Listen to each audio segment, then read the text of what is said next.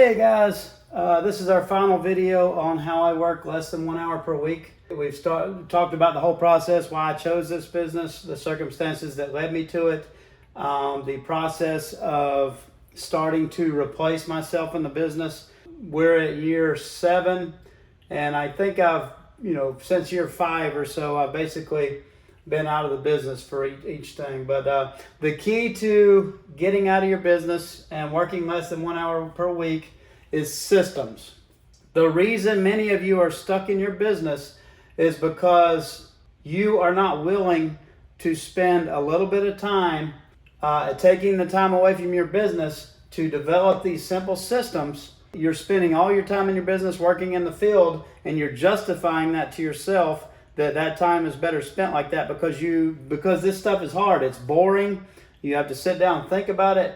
But the cool thing about systems is you only have to make them one time. You might have to update them, but you only have to make a system one time, and then it will run itself and automate itself. So, what I've done over these years sequentially is I've automated one process at a time, and I've looked at, hey, I've replaced this role for myself. I've replaced myself in the office. What's the next role I need to replace? How do I change my business or make improvements to my business to make this easier or make it less likely to have me be involved in this business? So that's all we've done. Like in the office, I'll replace myself. I have a team of virtual assistants that we hire that take care of everything, literally everything you can imagine. You'd be amazed at all they do, aside from the actual service itself. We offer this. We've been doing this for a few other companies this year. The name of that business is the Green Helpers. For the price you pay, which is probably half or less what you would pay to hire an admin person over here in the United States that's going to have almost zero the skills that these guys have. They're able to help you completely automate your business. They already have experience building a $500,000 plus business. They'll bring Quiet Lawn to the millions of dollars in revenue over the next several years. So, the Green Helpers, if that's something you're interested in, visit thegreenhelpers.com and look into that, see how we can help. Or go through the process like we did that takes years, train your own, try to find a team that has all the skills that they have and, do it from the ground up. But either way, it's going to make your life easier. You need to have a good CRM. We have Yardbook. We also integrate that with a lot of other stuff through Zapier. You can use any of these CRMs. These in itself, they automate your payment system. You have your credit cards on file. They automate your workflow with routing. All this stuff is different systems that you can implement, and they're going to take those roles off of yourself. Hiring system. This whole process is just saying, hey, all right, we got this figured out. We got this system in place. I don't have to do that anymore. That's on somebody else's shoulders. What's the next thing? Okay, I don't like, having to be the only one to go out and post these ads and hire people and interview. So let's come up with hiring systems. What's the process we're going to follow to hire people? Our guys know all this stuff. They've helped me implement this. We've reached out to other companies along the way that have helped us put these different systems in place because we didn't need to reinvent the wheel. So you need to have, you're going to develop hiring systems, sales systems. How do I get work in? Like our guys do all of our sales and marketing from the other side of the world. We have somebody that specifically went to school just to run Facebook ads. They run all of our Facebook ads and our Google ads and our stuff like that. Our guys have built an app to automate the estimating process. People can contact us. They can give us their address, and our estimator will spit out a price instantly and send that to that customer.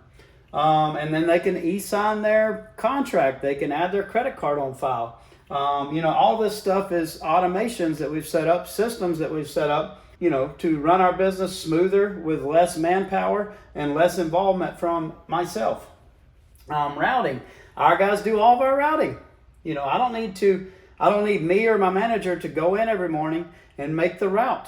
My guys make the route. They've been doing the routing that was probably one of the last things that I turned over, but they've been doing that for probably 2 years now.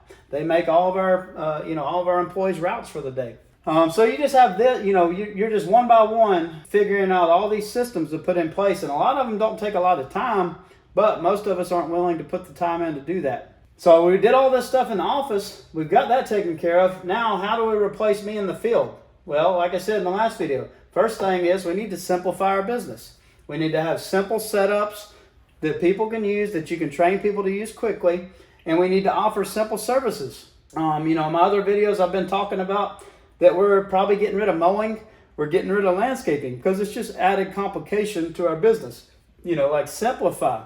Simple services that you can train anybody to do that are recurring revenue with simple setups. All that stuff makes it a lot less likely that you're going to get pulled out into the field if you happen to lose a key employee that has those skills. Implementing a pay system that's going to reduce the need for you to be in the field supervising.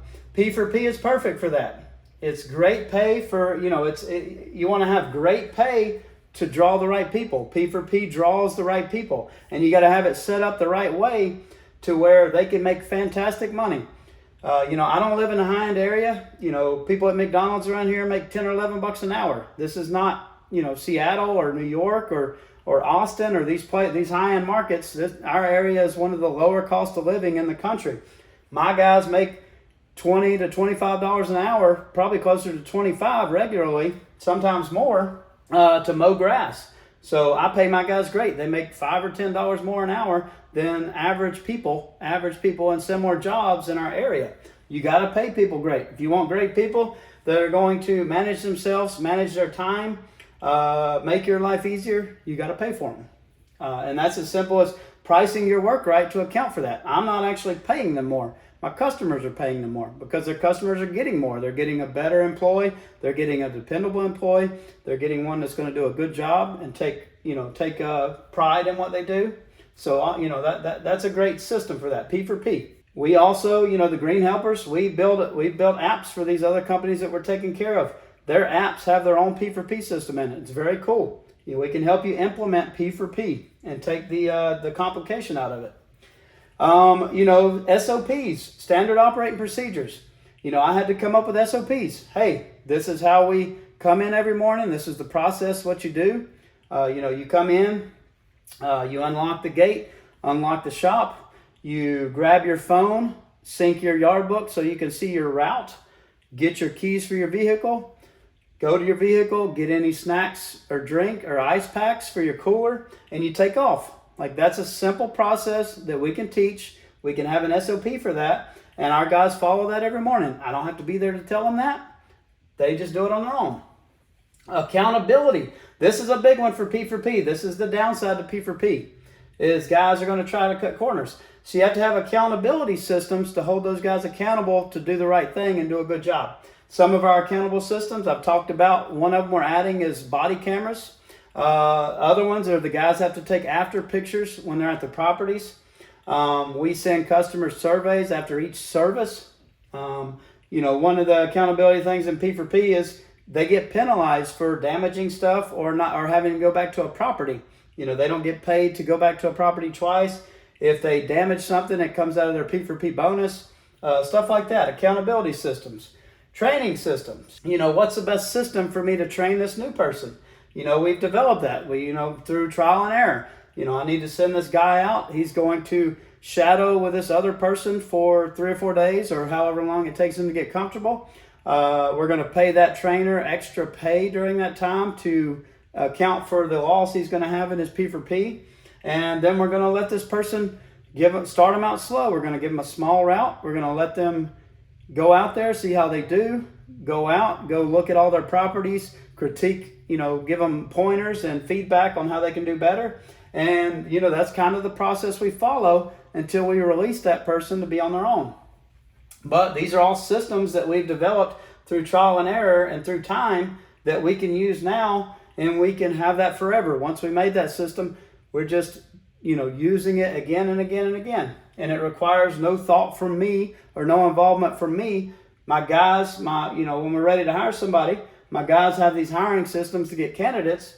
They screen and filter them. They interview them, and then we run them through this training system if they're a good candidate for us. Gas cards. having gas cards in the cars for the guys. I don't want to have to go run and get gas. One, we have Priuses and we use electric equipment, so they only need to get gas, once every 4 to 6 weeks. So that's a system, that's a way we simplified our business in itself. But the guys have gas cards, so they can go get gas if they need it. Each car has a gas card. The guys can stop and get gas when they need it. I don't want to have to go fill up the vehicles once a week or take them on my own to do it. They have phones that have Yard Book on it. Each employee has a phone that they pick up at the shop every morning. That's a system in itself. I don't have to tell them where to go. They have a whole CRM for it. We have systems to communicate with each other. Our whole team uses Slack, which is like a messaging app, like WhatsApp. On Slack, we communicate everything. If our guys have issues when they're on properties, like, hey, Mrs. Smith's gate is locked, they can just post it on Slack, and Ibrahim and the guys will reach out and say, hey, Mrs. Smith, are you home? Like, we can't get in the gate. And, they can help with stuff like that. But implementing all this stuff and more, Gusto Payroll, like, I can think of so many things, but they all boil down to the same thing. Like, hey, we reached this pain point in our business. I can either keep grinding out, keep going through this process, keep doing the same thing, or I can figure out a way, some solution that might already be out there that I can implement in my business, and it's going to solve this problem where I'm not having to be involved again. But this is the step-by-step process that I followed throughout the last 3 or 4 years to get myself out of the business. And I say in the business, like I'm not out in the field, I'm not in the office, I'm not at the shop very often. The only thing that I really do now that I still need to automate or to get myself out or to replace myself is that I have to go fix tools. I have to buy equipment. I have to, do stuff like that. Maintenance around the shop. That's the next thing that I need to replace myself as so that I can be out of the business. Now I spend a lot of my time learning because I am the bottleneck in my business. So I spend a lot of my time traveling. I was traveling this weekend. I was traveling a few weeks ago to Virginia. I'm going to be traveling again, probably to Landscape Summit. I spend my time talking to coaches. I spend my time with Ibrahim making like larger decisions for the business, discussing the direction we want to go in the business, stuff like that. But I spend very little time in the business. The next thing I'll do is, like I said, we'll get systems in place for me to eventually have Ibrahim step up into that role where he's making all the decisions and grow in the business, or somebody else.